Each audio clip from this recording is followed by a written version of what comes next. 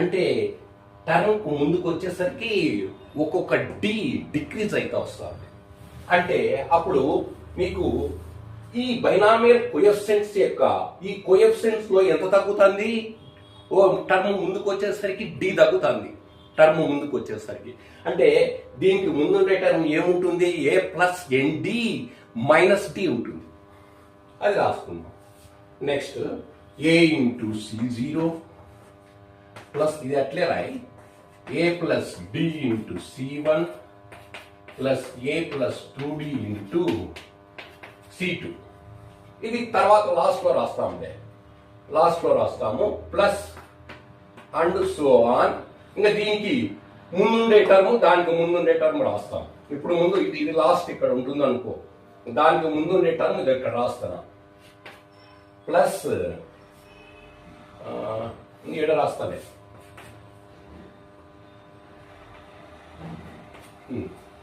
ఇప్పుడు ఈ ఏ plus NT last లో వస్తుందే ఇక్కడ ఉంది అనుకో, దానికి ముందుండే టర్మ్ రాస్తాను. ఇప్పుడు అంటే ఎట్లా తగ్గుతుంది? డి తగ్గుతూ వస్తుంది. అంటే ఏ ప్లస్ ఎన్డి లో నుంచి ఒక డి తీసి, అంతేనా?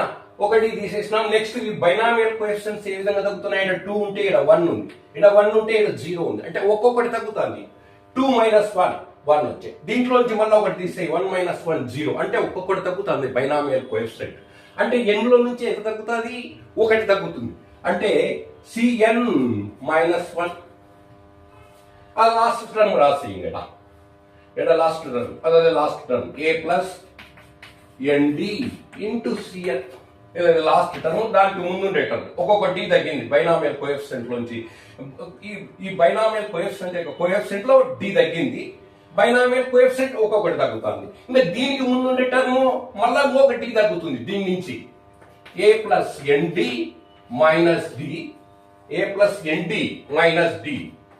మళ్ళీ ఇంకోటి తగ్గదు.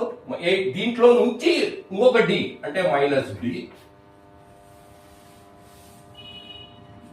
ఏ plus ND minus D minus D.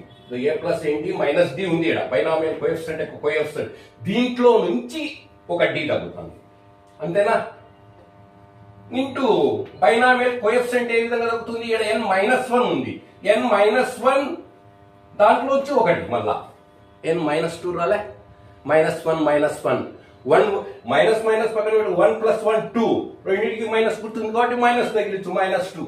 Cn minus 2. అది మీకు రాసుకోండి, సరే కనపల్లే.